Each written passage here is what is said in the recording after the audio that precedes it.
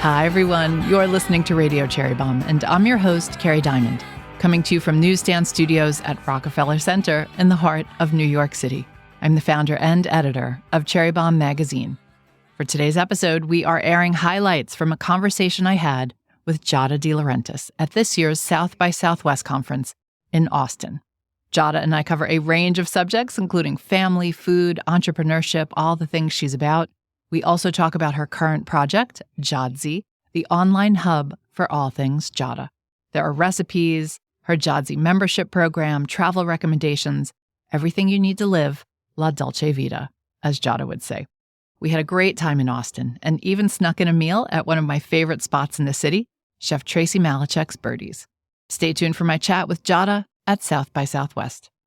If you are new to the world of Cherry Bombe, be sure to sign up for our newsletter over at cherrybombe.com.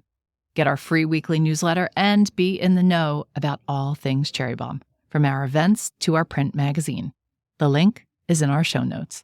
Now, let's check in with today's guest. How are you today? I'm going to start with that before I start firing the questions at you. How are you, and welcome to South by? I'm great. I've done the music portion of South by Southwest, but I've never done this portion. And it is a whole new world, totally different than the world I know. And I think that's the fun part.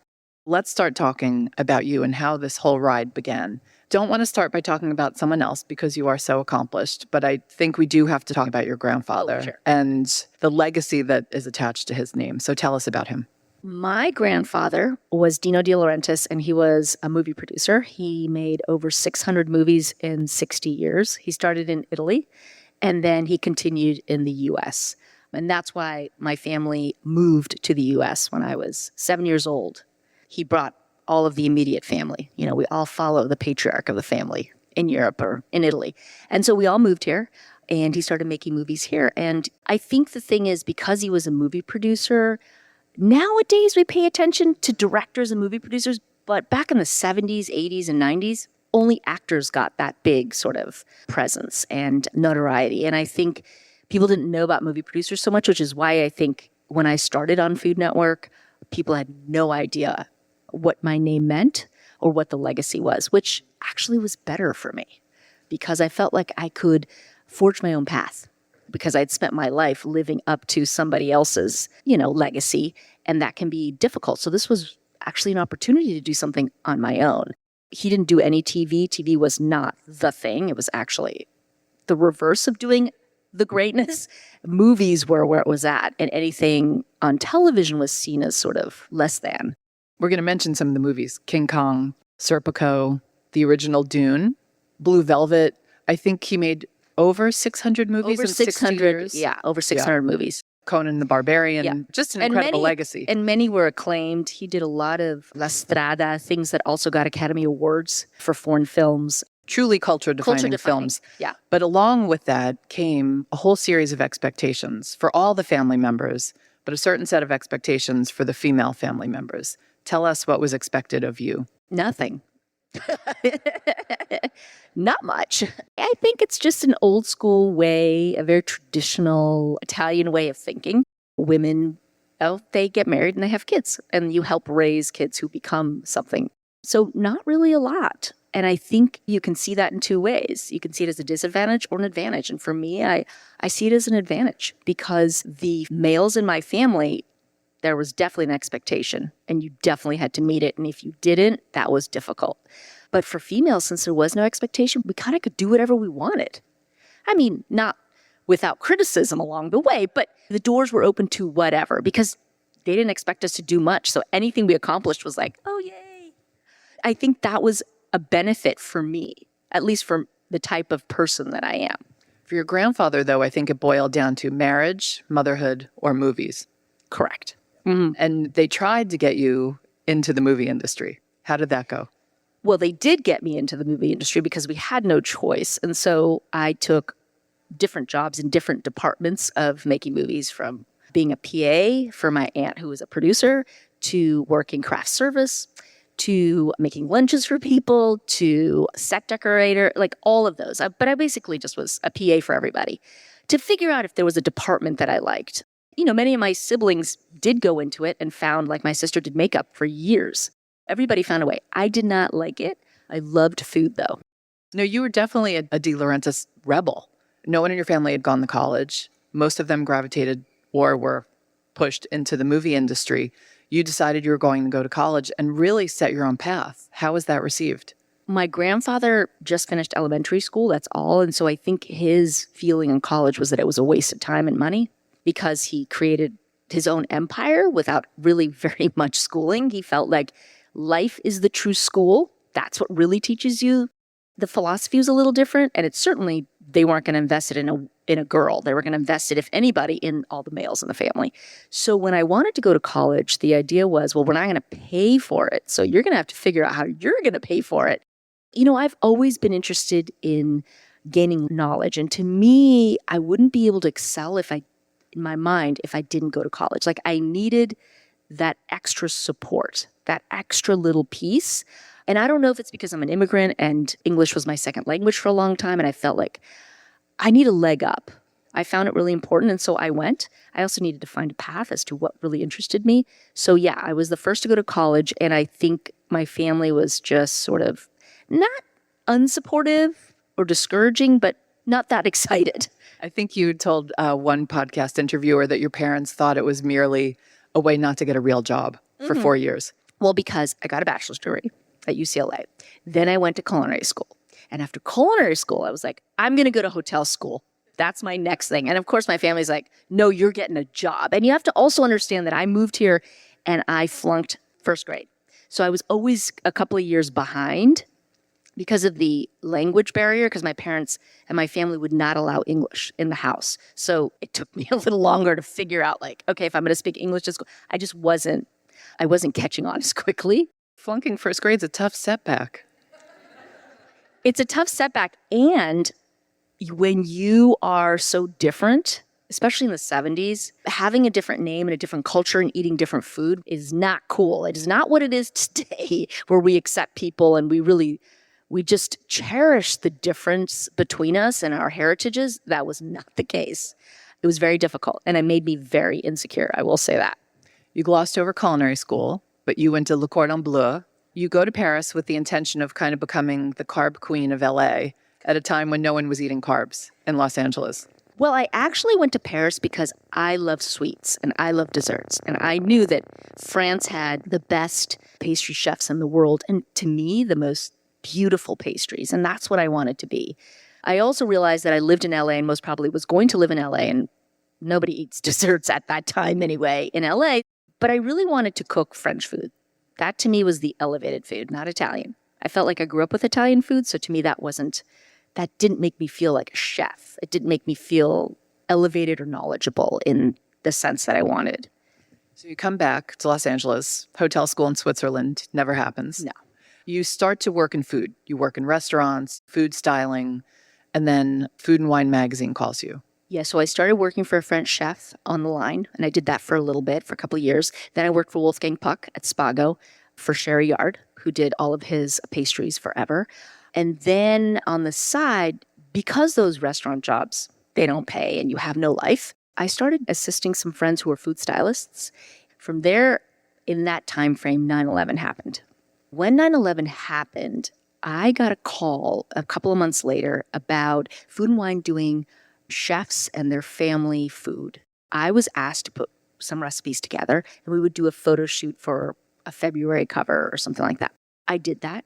And from there, Food Network called. And that's where the trajectory just started. And I truly believe 9/11 changed the way that Americans see home cooking.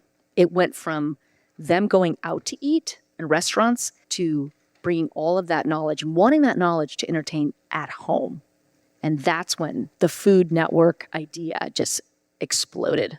The Food Network wasn't in its infancy. Bobby's show was still fairly new. Emerald's show, Rachel had only joined maybe a year before you. Yeah, or less, yeah. Ina Garten had joined a year before you did. It was also television, and you came from a very prestigious film family. And it was cable television. But in those days, cable television was like the lowest of the low. Who watches cable and who watches food all day? I mean, that was my grandfather especially was like, what are you doing? So You're ruining our legacy. What is that? So with all of this in mind, what did you say to the Food Network? No. I just thought it was a scam, honestly. And how did they get you to say yes? Persistent. They were very persistent. There was one gentleman in particular who ran all creative named Bob Tushman, and he just hounded me day in and day out. And so he said to me, just put together a 5-minute little reel. I mean, if you come from your background, that should be pretty darn easy. Now, it's easy today with cell phones and we can shoot anything we want. But in those days, we didn't have all of that technology. So you needed a camera. You needed to know someone who could edit the stuff for you. So it was a little bit more time consuming. So anyhow, I did it. My brother shot it for me. He worked in the movies and he knew how to run a camera and he had one. We did this short little video of making bechamel, which is one of my favorite pastas. I think it was like 6 minutes long. And we edited it, put some music on it. And that's how Everyday Italian was born. So the show debuts. These are not my words. You have said this. You were not very good. Awful. I was awful. Yeah. And you were shocked that the show wasn't canceled. At the very beginning, I think it was dodgy. And in fact, I quit my day job, which was catering at the time. I think in those days, we just had more of an opportunity to have time to gain an audience. You know what I mean? They gave you more runway. It's much harder today. If you don't hit it out the door, then you're kind of done. But we had more time to refine it and to talk and just kind of build an audience. By season 2, the audience was building. When did you start to feel comfortable? I think by the end of Everyday Italian, and I did that for 7 years. It took a long time. A long, long time. It's hard to believe now, but it is not in my nature. I am a very shy person. I much rather be home with my family and my animals than be out and about and shooting. I really have to push myself out of my limits to actually get there. It's going to sound strange, but it's like a different person emerges. You know how we have like different shadow sides to us a little bit now that people talk about that? That's what it is. Like I am a quiet, reserved person, but then when I have to be out in public, the other side of Giada comes out. You know, it took a long time. It took a long time, and also just talking to a camera with people that are on their phones or reading a magazine while you're talking and cooking, it can be difficult to keep that energy going and that excitement when you don't have a room full of people that are sort of paying attention to what you're doing. The way that Emerald did or Bobby did that, a lot of chefs did it to a live audience. Sure, if you have a live audience, it's amazing, right? Because you get feedback. But when you're staring into a camera and staring into the abyss. Into the abyss, you don't really know who you're talking to, and it makes it difficult to get excited. So along the way, you become an entrepreneur. I never felt like I was an entrepreneur until I started trying to raise money for John Z. I think that's the first time I felt it. I didn't realize that along the way, both, you know, the cookbooks and the restaurants and my Target line and all of those things that I had done, endorsements and licensing deals, were really the beginning of my entrepreneurship journey. I didn't really pay a lot of attention. I was on a treadmill, and that treadmill was going faster and faster and faster. And sometimes when you're just in it and there's so much going on, you don't take a lot of time to step back and see all that you're doing. You're just kind of getting through the day. Is entrepreneur the wrong word? Were you starting to feel more like a business person? Yeah. I think that I have never seen myself as a business person because I didn't study business. I think that I am one of those people that's of the mentality like, well, you're an authority in something if you've studied that something. But I think what we forget is life teaches us a lot of lessons, and a lot of them you end up being something that you didn't think you had the ability to be. And I will say that along the way I was building a brand. I just didn't plan to build a brand. I just planned to go on a journey and see where it took me. I've always seen that, my life as that. We are all sort of just the main characters of our own movie, and we have different chapters to us, and every chapter is different as we get older. That's all I saw it as. Let's just see where this goes. Because there was also no blueprint for what you've built. Well, no, because when it started, there weren't any success stories. There was no path. Everybody was just flying by the seat of their pants at the same time, kind of like today, where there's the new evolution of food. Only now it's on social media, and you don't need the networks, and you don't need the big box stores, and you don't need the big publishers. You just need to know what you want to do. And there are vehicles out there in social media to build a brand. That never existed when I started. You needed all of these other entities to help you create a brand. Now you create it yourself. You own it yourself. You own your own story. That's what was so fascinating. That's why I wanted to do Jodzi. I was just going to say, when you started Jodzi, you didn't start it to be what it is today. You started it for a different reason. I started Jodzi because I wanted to own the conversation. I wanted to tell the story the way I wanted to tell the story. It's not that other entities didn't tell the story the way I wanted. It's just that it felt fragmented. And it felt like they decided what the story was, or they took pieces of the story and they told it the way they wanted in editing, in all of it, right? I wanted to edit it myself. I wanted to be the person who edited it and said, okay, this is the way I see it in my mind, and this is the way I want the story to be told. And was this more of a pet project, would you say, in the beginning? Or it was a blog, like when blogs were popular. And for me, it was a way to harness my audience and to control and have a conversation with them in a more timely manner, which digital was able to help me do. Because Food Network, when I shot my shows, we shot them, they were evergreen. We'd shoot them 6 months in advance. I was doing Christmas in June. I felt like so much changes so quickly in this world right now that I needed to be able to talk to people in a more timely manner. And so that's why I started Jodzi. And that was just a conversation about being a mom, about raising a kid, about being a working mom, a single working mom at that point. All of these things that were dynamics and part of me that I couldn't really share at a cooking show. And the name, Jodzi, what's that all about? Jodzi is my nickname. My family has called me Jodzi forever. And when we were coming up with a name, I'm like, I don't know. What are you going to call it? And I didn't want to call it just Giada. So I thought, okay, I'm going to go with my nickname. It has a story. It's a little bit separate from me, but it's enough of an identifier to my brand. So next comes something that a lot of entrepreneurs can relate to, burnout. You hit a wall. What happened? Yeah, so that one I documented in Eat Better, Feel Better in 2020. After my daughter and after all the travel, I was not well. And I also had gone through a divorce and I'd opened 2 restaurants and I was just tired. I was really, really tired. So I had chronic sinus infections, a lot of them, to the point where I'd have to be in a dark room for days because it was so painful. So I tried to get to the bottom of what was happening. And there were several complications, but at the end of the day, I wrote this book, Eat Better, Feel Better, in the middle of 2018 to talk about my health journey and to talk about the kind of food that we're eating. I will be honest, I lived on sugar. I'm talking like a sugar cube dipped in coffee for breakfast to really give me a high. In between shooting my shows, because the hours were insane, I would have a bag of chocolate chips in the freezer and I would go for it. I mean, at times when we'd be shooting, because I would do wide shots and close-ups, so the days were super long, I would just take my finger and put it in straight sugar. But it would give me that horrible up and down and up and down. And when you're young, you're like, it's fine. People used to say to me all the time, you really should watch what you eat. You should eat more protein. You should more balance. I'm like, don't worry about it. This is what I love. You didn't even realize this was going on, right? It took an acupuncturist, I think, to kind of alert you. Well, the chronic sinus infections, I knew what was going on because I was constantly on antibiotics. But I had an acupuncturist I'd been seeing for years. And she told me that basically the blood sugar yo-yo was what was getting me and what was causing an immune breakdown. It just attacks different things for different people. Like it can be massive migraines, it can be sinus infections, it can be chronic body pain. Like it can be different things. For me, that's what it was. And she really helped change the way I saw food.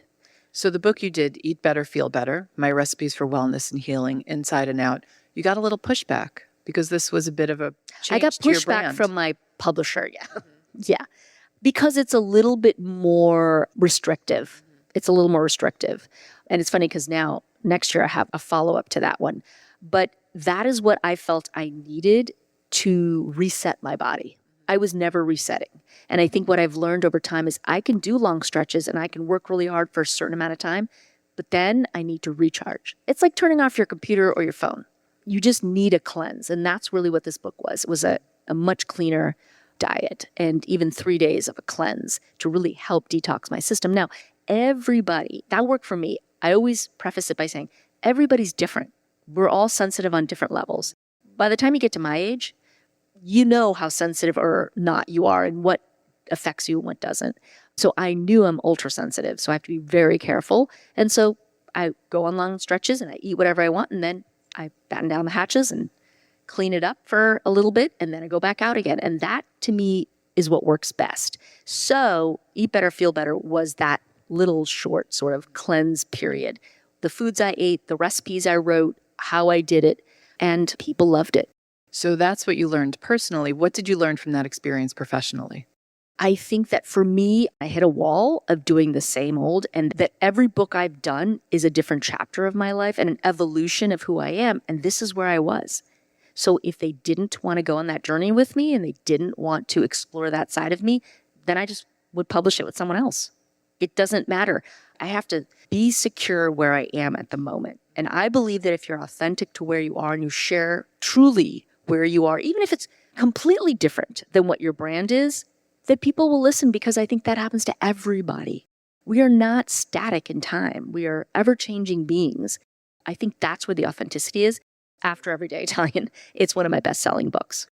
Tell us about your decision-making process. Do you have people you rely on, or do you really go with your gut? I have a team that I rely on. I have a core team for different parts of my businesses, but I do rely on my gut a lot. And is it always right? No. But I've followed my gut this far. So far, so good. I mean, there's definitely pitfalls along the way and mistakes, but mistakes make us better. But yeah, for the most part, I follow my gut. And I honestly always think to myself, what would my grandfather say? Even though he's been gone for a very long time now, what would he say? Am I going to disappoint him? What would he say about all of this? Well, I'll tell you that before he died, he told me on a few occasions that he was traveling or in a meeting and someone said, "Are you related to Giada?" And he would look at them and be like, "No, she's related to me." So that's how he felt about it. That's the best we could get out of him.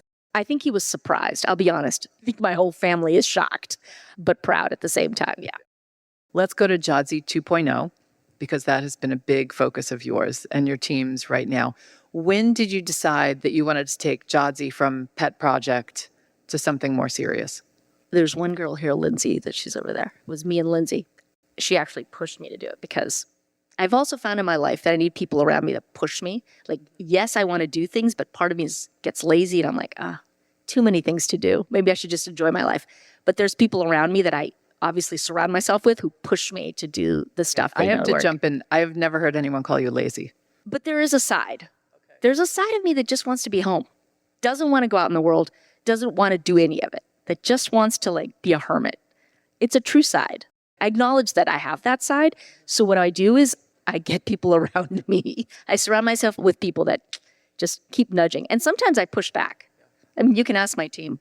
There's many a times I push back, but then they push a little harder and then I'll do it. It's a good thing. It's what works for me. So Lindsay presents this idea for Giada 2.0. Lindsay just says, I think we could make this work, that we could turn this into an actual business. Because when I started Giada, it was a blog and we did not monetize. Something that most people with blogs did. I refused to do that. I thought, I want to grow my audience. I want to grow a connection, and I don't want all of these ads popping up. It looks so messy. It does not look like a elevated experience, and that's what I want. So I'm not going to monetize it. I'll just put money into it, and we'll keep it small and curate it and create an audience and keep it special, but I'm not going to put all those ads all over it. And so there was no e-commerce, nothing, no advertising, just content. You were self-funding it. Self-funding the whole time. So 2020 happens. We're all stuck in our homes. A friend of mine had a warehouse with awesome Italian products and all imported. Most of these companies' warehouses ship to restaurants around the country, but nobody would take his goods. And they spoil after a while. They only have a certain shelf life. So we chatted and I said, let me help you move product. We built the most rudimentary little website, e-commerce, and we started creating kits and recipes and content around these products, and it just started. You're on Shopify. Yeah, but we weren't on Shopify at the time. We were on something else. WooCommerce. That's what we did because we couldn't afford to build something that would work with Shopify at the time. I didn't know what it would do. Anyway, it really blew up. Then I thought, yeah, but it blew up because everybody's at home. Let's see what happens when the world opens up again. And if it continues to grow, then I'll consider it. And it continued to grow. At that point, we got a nice friend of mine who's over there, Ellie, who helped us put together a business plan because I had no idea. Neither did Lindsay. What do we do? Like, what is a KPI? Like, what are these sheets that I have to put together? And so she helped us kind of create the model, figure out, what the path would be. And then we started knocking on doors to get some funding. Because you'd had products before and you'd done collabs before. Like, did you know how to read a P&L? I knew how to read a restaurant P&L because I'd been doing that for a long time. But everything else, no. I was incredibly inexperienced.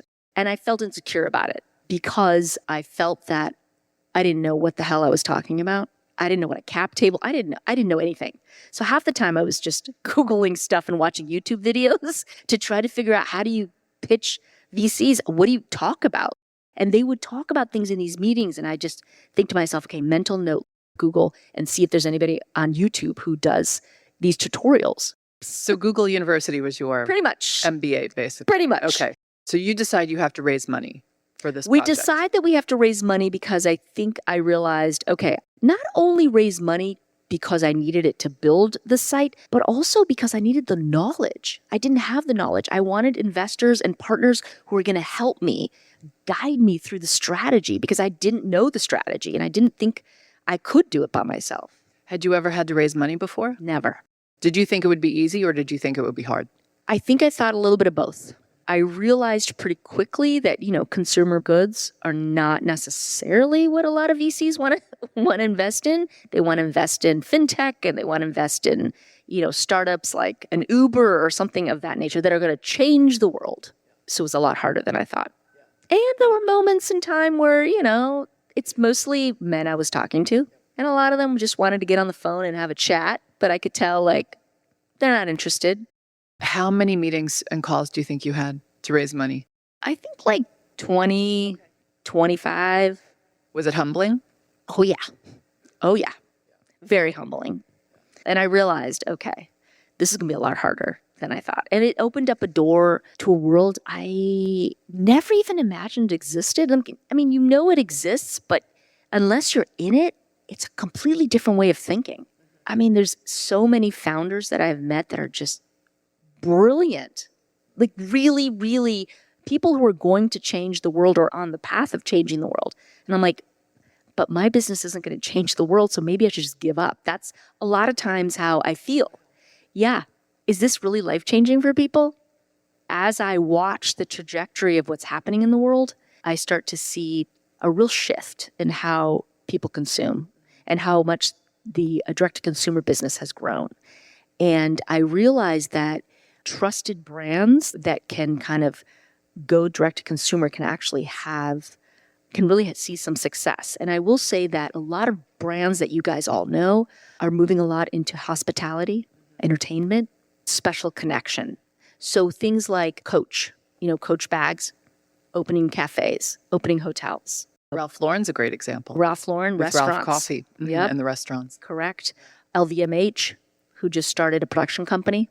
And Louis Vuitton, who owns hotels now in different areas. Fendi's building all these residencies with all of their home goods and stuff. Restoration Hardware, hotels. So wait, does this mean your hotel dream is finally coming true? Not yet, but I would like to do that in Italy, especially. Yes, because it is like a showroom, right? I mean, this is where the world is going. These brands are expanding into so many different areas. And, hospitality's never been hotter. And so I realized, food and hospitality and entertainment, people want experiences. They don't just want to book a room in a Hilton. They actually want to experience. So they book a room in the Hilton, but then they get the experience of South by Southwest. It's that kind of partnership. It's those kind of collabs that connects people and gives people purpose. And I think that's what they're looking for. So earlier in this chat, I asked you when you started to feel like an entrepreneur. And you said not until you started raising money for Giada. Do you feel like an entrepreneur today? Oh, yeah. Now I feel like an entrepreneur. Yeah. And it's a totally different feeling. It really is. Let's talk about the next steps for Giada. Membership. Why is membership so important? So with Giada, the goal has always been a 360 experience for us. Right now, we're media and we're commerce, e-commerce. How do you bring those worlds together and really create an experience that feels synergistic, that feels connected? And so with the membership, what I really wanted to do was give people exclusivity. I've always loved exclusivity. And I will say that giving them the ability to have curated information like travel guides and eventually trips to Italy that are curated by me on the ground, boots on the ground, like when I go to Italy and when I eat with my family, and things that you can experience you otherwise couldn't experience the Giada way in Italy. So that and exclusive recipes and, live stream cooking classes with me, a way to connect with my audience that's different, that feels more intimate, that feels more special. Sometimes that's hard to do on a platform. What else do you have in mind for the future of Giada? We started our own pasta line. So for me, ingredients are everything. And I think that for a long time, because I've been in the Italian food sector, it's been a lot of, God, isn't pasta so bad for you? And I think that the bottom line is it isn't the category of the pasta, it's the type of pasta. It's the ingredients in the type of food that we're buying. It's that type of packaged foods. So for me, sourcing ingredients was so important. And I found that in order to give people what I was eating as a child, which was all imported from Italy, I needed to create some of my own products. Not all, because I can't make some of those products better than they're made by some of these family producers, but some of them I can with really elevated packaging, because I find that a lot of the products that are sourced really well, packaging is overlooked, right? Because it's expensive and people throw it away. But to me, when you're selling online, what you see is the first thing that attracts you, right? Before you ever taste anything, even when you walk into a restaurant, what you see, what your senses see through your eyes first, that's what gets you hooked. That's the connection. So that's the building of the connection throughout and the trust. I wanted it to look as elevated as I feel when I eat the food and how elevated the ingredient is that you're going to actually ingest. Sourcing the wheat, the water comes from the mountains in Abruzzo. The way that the manufacturer makes the pasta, the bronze dyes aren't pressed as hard. They're not plastic. So you get a better texture and a healthier product in the end. It is not mass produced. And the next thing is tomatoes. And the next thing will be sauces. And we have a special olive oil. All of these things that I think create a wellness in your life. I think at this point we're supposed to take some audience questions. How did you go about selecting the team to lead around you and grow a brand and outsource areas that were not your strength? Hiring. Yeah, hiring is an interesting beast. I think that I rely a lot on other people's references. When we hired Carol, who's my COO, I found her through Ellie. So I think that the deal is that I like to get references through other people. And other people vet and people I trust. And so I have a core amount of people that I trust and we go through a vetting process. But hiring it's tricky. It's really, really, really tricky. Because also this is sort of a little bit of the Wild West. The path isn't right in front of you. And so you're forging the path as you go. So you kind of have to just go with your gut. At the end of the day, we sort of find the ideal person and then I interview them and I follow my gut. Sometimes it's right. Sometimes it's not. Is it same as the process you used in television? Because you've hired hundreds over the years.